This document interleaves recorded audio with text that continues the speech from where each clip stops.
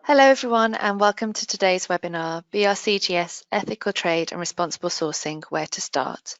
My name is Louise Hollings, I'm the Marketing Manager for the UK and Ireland at LRQA and I'll be your moderator today. Before we get started, I'd like to go over a few items so you know how to participate in today's event. You may have joined the presentation listening to your computer speaker system by default. If you'd prefer to join by phone, just select phone call in the audio pane and the dial-in information will be displayed. You can submit questions to our presenters by typing your questions into the questions pane of the control panel, and you may send in your questions at any time during the presentation. We'll collect these and address them during the Q&A session at the end of the presentation. If we don't have time to answer any questions during the session, we'll get back to you after the webinar. It's my pleasure to introduce our speakers today. Forum Mehta, Global Standards Technical Manager at BRCGS. Forum has around 15 years of industry and auditing experience in various food safety roles and a BSc in Chemistry, Food Science and Quality Control. Jed Farmer, Sustainability Schemes Technical Manager at LRQA. Jed has extensive experience in the field and is a certified sustainability assurance practitioner.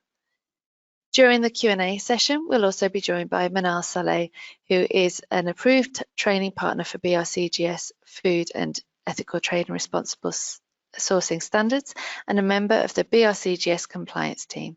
Manal has been working with voluntary sustainability standards governing agriculture and food production for over 20 years. We'll be running some polls today during the webinar. Please note that responses are anonymous and the results will only be shared as a percentage. So before Forum and Jed get started with their presentations, I'd like to ask our first poll question. What is driving the approach to ethical trade and responsible sourcing in your organisation? And the options are consumer pressure, client requirements, regulation, a recent incident that has identified a need, or something else. If you choose the other, please let us know in the comments what that is so we can see if there are any trends there.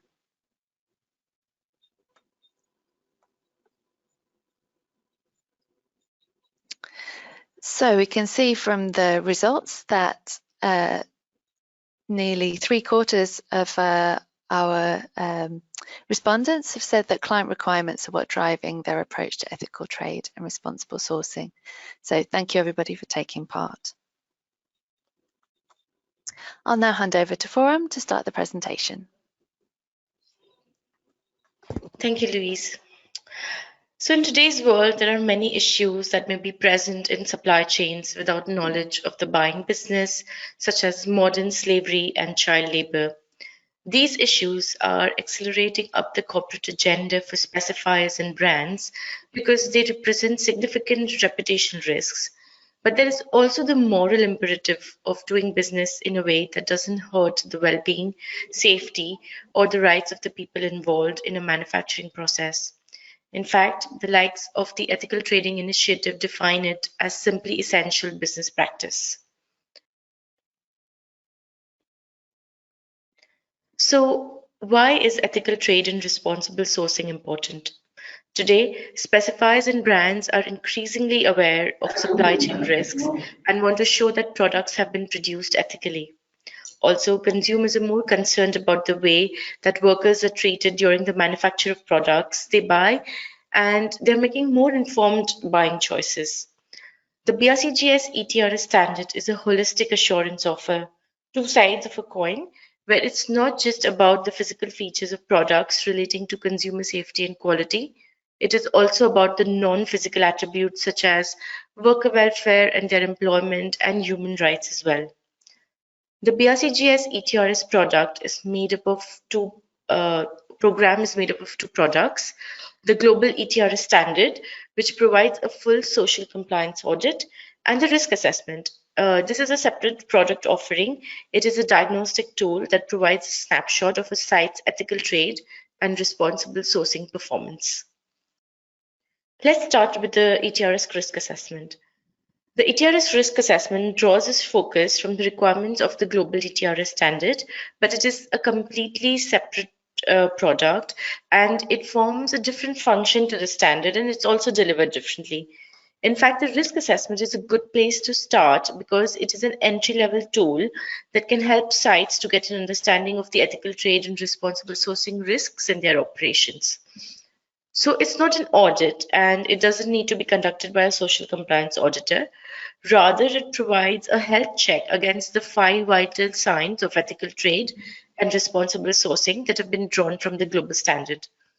It doesn't raise non-conformities or recommend corrective action. Although if things are flagged in the risk assessment, it does give the sites the heads up they may need to address the issues. It just assesses the site's performance across these 5 vital signs, which are on the slide, and diagnosing where the site may need the improvements. So now some information about how the sites can arrange this risk assessment.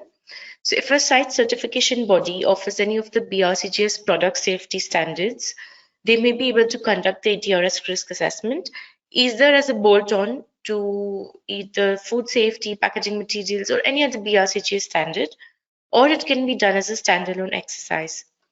In both cases, the risk assessment should be requested from a site certification body who will then make sure that the auditor is qualified to do it. And there is no additional cost to sites for this risk assessment as it is included in the site's annual service package. Now, to help sites prepare, there are some tools available. Firstly, there is a risk assessment checklist available to BRCGS sites on BRCGS Participate that a site can use to understand how they are performing against the 5 vital signs and where they may need improvement. To help sites understand the 5 vital signs and prepare, BRCGS also offers a series of 4 webinars which can be purchased from the BRCGS website. And finally, the ETRS Risk Assessment Technical Information Guide provides detailed guidance on each of these 5 vital signs and its components, which can be downloaded from the BRCGS website. The risk assessment takes about 4 hours or half a day to complete. And the auditor will use similar approach to other audits where they talk to people during the risk assessment, although there won't be any worker interviews. And they also review documentation and look for visual evidence as they walk around site. At the closing meeting, the auditor will disclose the outcome of the risk assessment, including the scores for each vital sign and star ratings. The auditor also provides feedback on the findings and highlights areas where there may be ethical risk and ethical trade and responsible sourcing risks, as well as good practice. So again, to summarize, the risk assessment can be bolted onto the product safety audits, meaning there is no separate visit for the risk assessment. It will provide an overview of how well ETRS risks are being managed, as well as a report that can be made available to customers on the BRCGS directory. And the risk assessment is voluntary, doesn't need to be conducted every year, although to monitor performance, we would recommend it is repeated annually. I'll now move on to the global standard for ethical trade and responsible sourcing. The BRCGS Ethical Trade and Responsible Sourcing Standard is a social compliance management system standard that is applicable to food and non-food manufacturing and secondary processing sites, as well as those involved in the delivery of services such as cleaning, pest control, or labor providers used by the site to source workers. The standard is also applicable to agents and brokers, as well as storage and distribution sites. The standard references ILO's fundamental principles and rights of work, including the right to freedom of association and collective bargaining, together with the abolition of child and forced labor and elimination of discrimination. The global standard also references the principles of the ETI base code, including working hours and provision of a safe and healthy working environment. The standard requires sites to also comply with local and national legislations and regulations. The BRCGS ETRS standard is the first ethical standard to be SSCI benchmark. Now, what does this mean? SSCI is the social standards equivalent to GFSI, which is Global Food Safety Initiative's benchmark, used for product safety. So this is used for standards like the Food Safety Issue 8. And SSCI benchmarks social standards. So the BRCGS Ethical Trade and Responsible trading responsible sourcing standard is the first standard benchmarked by SSCI. And the standard is recognized for its robustness and consistency in social standards, as well as its scheme management. And the SSCI benchmark will help specify, approve, and accept different standards used by the suppliers, providing more choice, as well as reducing audit duplication and cost. The global standard carries 6 core principles. And to meet the requirements of the ETRS standard, the sites must have an active ethical trade and responsible sourcing management system that is made up of policies, processes, and procedures relating to labor standards, health and safety, human rights, and corporate governance. The management system should have continual improvement at its heart, with clear objectives and targets that senior management regularly review. Let's look at some of the different principles that the ETRS management system must cover. First one is labor standards, where a site is required to recruit, contract with, and treat all of its workers fairly and equitably. For example, all workers, whether they are permanent, temporary, agency, migrant, or otherwise, should have written terms and conditions of employment that outline their pay, the hours they work, and the benefits they will receive while being employed. The labour standards reference the ILO on working hours and pay, and workers must be allowed to join a union and collectively bargain with management. The site must also show that it has zero tolerance towards child labour and discrimination, as well as a fair approach to discipline. With regards to health and safety, ensuring that the working environment of the site is safe and protects both the physical and psychological well-being of staff. The site must be able to demonstrate that they understand the risks and hazards on site and can show that they have taken measures to manage them, including providing workers with PPE if required. The requirements also apply to all buildings, whether they are temporary or permanent, where work is undertaken, as well as any worker accommodation on site. Human rights must be safeguarded to ensure that a site knows its actual and potential human rights risk so that it mitigates or eliminates such risks such as forced labor, bonded labor, or human trafficking from being present in its operations. And finally, corporate governance, ensuring that all bribery, corruption, and fraud risks are identified, managed, and wherever possible, eliminated from a site's operation, together with the safe and secure storage of corporate information and data. With this standard, the sites can be certified against the standard if they meet all the requirements on the condition that all major or minor non-conformities arising from the initial certification audit are satisfactorily closed.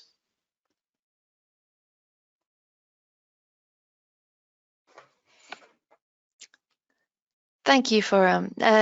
It's now time for our next 2 polls. Firstly, let us know where your organisation is on its ethical trade and responsible sourcing journey. Are you just starting? Are you developing your approach? Do you have a defined approach that you measure and report on progress? Do you have a mature system with some form of independent certification or verification? Or are you looking for ways to improve your approach further?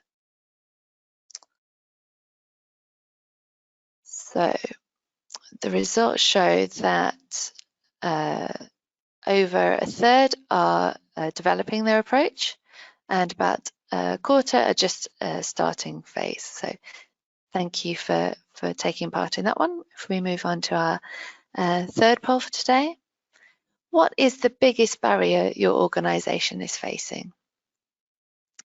Is it budget, time and resources, concern that the process will be complicated, support from leadership, or reluctance from the workforce? And we can see that by a long way, the biggest barrier that organisations are facing is time and resources. Thanks for taking part. I'll now hand over to Jed for the next section of the presentation. Thank you, Louise. Right, so how do you get started if you haven't started on the road to social compliance in all its shapes and forms? then to implement the ETRS standard, there's a number of steps that you need to take, and it's good to understand what those steps are and organize your business so that you move yourself forward in achieving compliance with ETRS. So to begin with, key as with any project is senior management commitment. You absolutely need senior management commitment, as indicated on the previous poll. Time and resources people's biggest concern, and in order to address that issue, commitment from management is key. Then define your responsibilities. Who is going to do what, and when are they going to do it? There'll be a number of tasks within implementing the standard, so the people involved will need to know what they are responsible for. In terms of implementing the detail of the standards, you need to understand it. Get hold of a copy, read it carefully. As Foram said earlier, it's based on ETI base code. There are a lot of detailed requirements in the standard, a lot of guidance. Get a full understanding of what it means and how it can be implemented within your business. Then establish the scope. What operations are included, and what workers, and where are those workers, and therefore the span of what's involved. And set yourself some objectives and goals. So you need to start identifying, well, what don't we know? What do we need to know? Where do we need to be? What do we need to achieve? So objectives and goals as part of any management program are key. So then the next step is establish where you are. Do a gap analysis, work out what you've got, what you haven't got, and then that will lead on to establishing what resources you'll need. And we come back again to the concern about time and resources, and again that's where management commitment is key in supporting the resources to be able to implement the standard effectively. Produce an implementation plan. Project management, you need a structure to what you need to implement, when you need to implement it by, and who's going to implement it. So then you've got to think about, okay, people need to know, or workers need to understand, they need to know what we're doing, what we're trying to achieve, they need to be involved. The standard is about them and their welfare. So communicate at all levels within the organization with all the relevant people that are involved, and that's going to apply throughout the organization. And implement the plan. Implement it step by step. Achieve your goals and your objectives, and find the final goal of achieving ETRS compliance will be at the very end of that project management.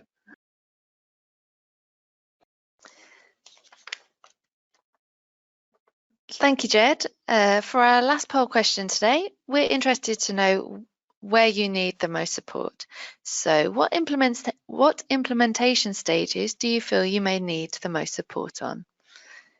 Is it convincing my organization of the benefits, understanding the standard and the management system, gaining a better understanding of relevant social issues, establishing the scope and my organization's baseline, or implementing an effective management system looking after all workers.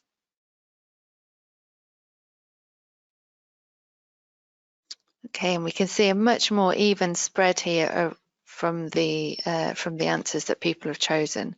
So it looks like people need support across all the different areas we've covered there, but in particular understanding the standard management system. So hopefully today's presentation has helped you to start to understand the standard better, gaining a better understanding of the relevant social issues, and how to implement an effective system that looks after all workers.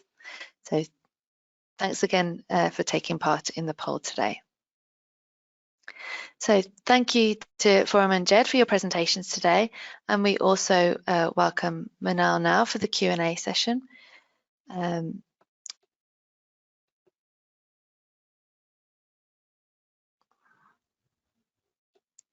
So Manal, our first question is for you. What makes BRCGS ethical trade and responsible sourcing different to other ethical trade standards and schemes? As most of the BRCGS standards, it's very descriptive, so the requirements are very clear.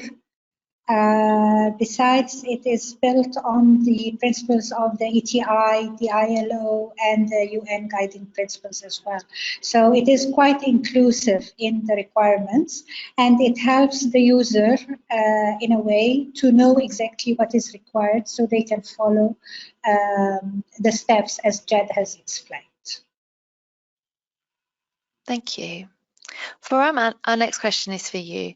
Has BRCGS ETRS been approved by any recognisable brands, which retailers, for example, recognise it and use the standard? So there's a lot of awareness around the standard nowadays, and I would like to mention that there's a couple of initiatives, which is the Floriculture Sustainability Initiative, the Sustainability Initiative for Fruits and Vegetables, and the Sustainable Juice Covenant. Now, these three initiatives recently announced that from 2023, they will accept only SSCI benchmarked social standards. So the BRCGS ETRS standard is the SSCI benchmark standard. It's the first SSCI benchmarked ethical standard, and so there's about 120 companies or brands which are members of these three initiatives, and they will only accept the SSCI benchmark standards from 2023, which is quite a big number. And apart from that, there's companies like Metro, for example. It's a global wholesale business. It's got presence in 24 countries. They accept the BRCGS ethical trade standard. The MSC, the Marine Stewardship Council, recognizes the BRCGS ETRS standard. Ahold Delhaize is one of the world's largest food retail groups in the Netherlands, and they have started working on the ethical trade standard from BRCGS. So there is a lot of companies and specifiers who are now promoting the standard. That's great, thank you. Jed, the next question is for you. Are there any challenges or considerations that organisations need to take into account? I think the challenges come with what might be a new area for some organisations. It's important to understand what the standard requires and what the risks are that are involved. Organisations that already have BRCGS certification for food safety, for example, will know what the risks are in relation to that. But here we're talking about people, and so understanding what the requirements for that is key. Yes, I would just like to add that the legal requirements are also very important in the different countries of origin, so they have also to be taken care of. Great, thank you. So Forum, the next question's for you. We have BRCGS food safety certification. Does this help when looking at the ethical trade and responsible sourcing standard?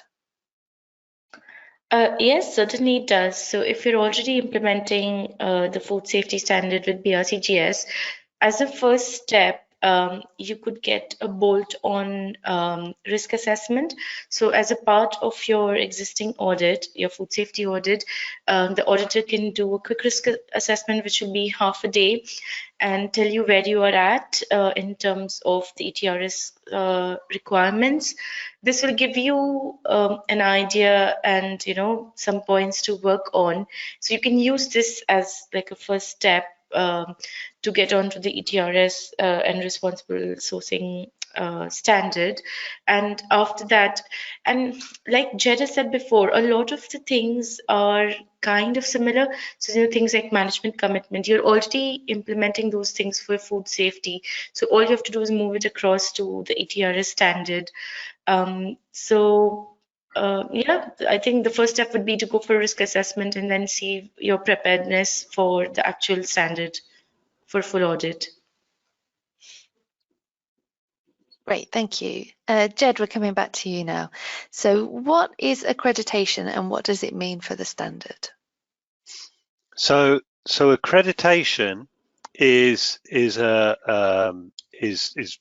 process that is undertaken by an accreditation body of certification bodies that audit and check that the certification body who is delivering ETRS has in place appropriate management systems to manage how the jobs are managed, the competence of its auditors, all these things. So it's not just the certification body coming along to audit an organization for ETRS.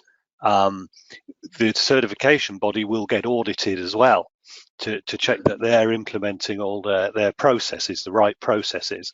That adds a lot of confidence and robustness to the process.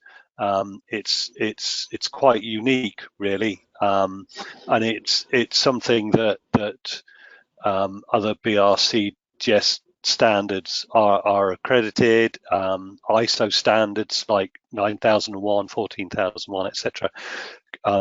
Would be accredited, and so yeah, it's a confidence booster, and it gives it that additional structure that organizations don't necessarily see when they're being audited by the certification body, but there's a lot of work in the background that goes on. Thank you. Thanks for that explanation, Jed. That was great. Manal, we're coming to you now. If you're an agent broker, in this case an importer who takes title to the goods, are you solely concerned about your own employees and or do you have to be concerned about the processor or packers employees, workers that you source from? Do you explain a bit more about that? Yeah, now the requirements for procurement are getting more strict day on day with most of the standards, and with BRCGS we've seen that in the food standard as well. So with the ETRS the same applies. So whenever we are procuring anything from anyone, whether services or products, we have to ensure that the legal requirements are met and the requirements of the standard that we are being certificated for are also met. Of course, it makes it very difficult for the supply chain because, like most cases in many countries, like they say, like I can hardly comply with the requirements. I don't have enough resources to go into my suppliers as well. But yes, this is a requirement and an expectation that the supply chain is complying as long as we are taking their product or taking their service. Thank you. So we've had a number of questions relating to SEDEX and SMETA. So I'll try and group these questions together. Jed, if I can come to you for these, and Manal, Forum, if you please jump in if there's anything to add.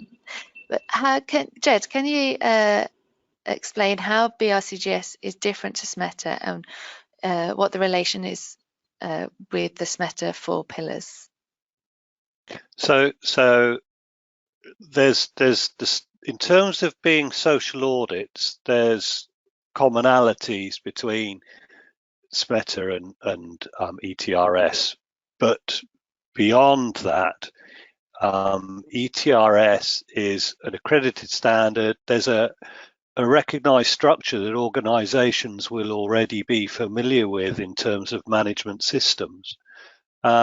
So organizations might think they're at their starting point, but actually if they look at their business and what they've got in place, they'll be further along than they think. So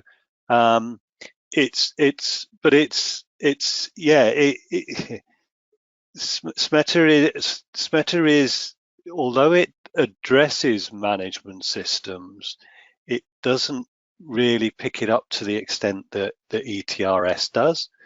And it's certainly more commonalities with a 4-pillar SMETA than a 2-pillar SMETA, for example. So all those social requirements, legal and other, are captured in there, an ETI base code,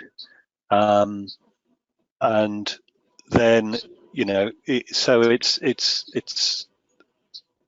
it's a much more, I think, it's a much more structured standard, or accredited standard, I should say, that organizations will probably be more familiar if they've already got management systems in place. Okay, and so sticking with the SEDEX SMETA theme, I already have a SEDEX audit. Can I also have a BRCGS ethical trade and responsible sourcing certification? That's a simple question, yes. You can. I think it's always worth just confirming within your supply chain that it's accepted within the supply chain. Clearly, as Foram said, there's more interest and more acceptance of this standard, and there's a lot of positivity about it. So yes, you can. Okay, and then the third one around SEDEX is, will BRCGS have a portal similar to SEDEX where you can view supplier audits? I'll pass that one over to Manal and Foram for their knowledge of BRCGS internal processes.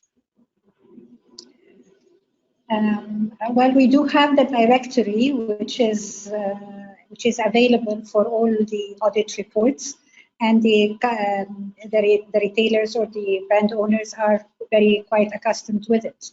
So yes, we have a portal similar, and it's available. So, Manal, can you tell us more about the self-assessment? Yes, the self-assessment is, in other words, internal audit, where the site that wants to qualify for the BRCGS audit has to check for themselves that they can meet the requirements and what are the points that need a bit of improvement so that they can meet all the requirements and pass the certification audit with a certificate. So it's a very simple process. We have the lists available, so they use the standard list in order to do the self-assessment, and based on the results, they know exactly where they are, and they start taking proper action, remedial action, in order for them to meet the requirements of the standard during the certification audit. Right. Can you tell us what the differences are between the risk assessment and the self-assessment? Can you just clarify that? The risk assessment is just like an indication of the vital signs of the standards, like of the company itself with the standards. So it's very on the top level, not really detailed. The self-assessment is more into the individual requirements of the standard. So it needs more effort and more details, and it gives a better, of course, insight into how the operation is complying in respect to the requirements of the standard. Okay. We've had a question around the risk assessment, and if it's possible for a company to train somebody internally to do the risk assessment, is that possible? Everything is possible with training, of course, but it's. I think the risk assessment is designed now to be carried out by the certification bodies within another audit. Or alone. So it can be done just to check the system, but the design now is that a certification body will do it. Okay. Thank you for clearing that up. Jed, are there any considerations around GDPR that organisations should be aware of? Yeah, absolutely. Where GDPR applies, and there may be other requirements, legislation in other countries which are similar, but in terms of GDPR, there are certain personal records involved that the auditor will need to review. They only do that with the permission of the individual. It might be signing confirmation that they're happy for the auditor to look at their records, such as time records, pay slips, contracts, etc. So that those GDPR elements are taken account of and acknowledged and managed. Things like things like worker interviews and looking at records are voluntary. It's up to the individual to give their permission. Thank you. Forum, this next one's for you. How can I get support from leadership in my organisation to start an ethical trade and responsible sourcing programme? Do you have any tips? So, well, we saw from the poll actually that a lot of one of the reasons that sites want to go for a ETRS certification is either competition or their customers, the specifiers brands are asking for it. So that is one way to drive the management to go for it. The other side is the consumers are more aware nowadays about what they're buying and making more informed choices. So, to get that market is, another reason why a site would choose to go for ETRS. And I think a lot of manufacturers or sites today are already complying with a lot of these requirements. And just getting that certification gives them the added advantage of, from their customers, even from the suppliers, the whole supply chain really, considering the awareness in the industry for ethical trade and responsible sourcing. So I think that should be reason enough for sites to go for certification. Brilliant, thank you. So this one is for all of you. Can you give us your top tip on how to get started with the BRCGS ethical trade and responsible sourcing standard? Just a top tip from each of you, please. I can Read start. The standard. Yeah, I was Sorry. going to say, download a copy of the standard from the BRCGS website. That's a good place to start. Look at the information available around the risk assessment. If you're already certificated to a BRCGS standard, check with your certification body if you could get a risk assessment. That's a good start as well. Thank you. I would like to add that the ETRS standard is basically related to the workers. So unless the management really exerts a lot of effort to raise awareness of the workers on the legal requirements and their rights and their duties, we're not going anywhere. It's not a standard where we go to audit documents, and we're not going only to audit the management. So there is a huge part that is related to auditing the workers themselves and asking them and learning from them how is the standard implemented on site. So training and raising awareness of workers is an extremely important issue. Thank you.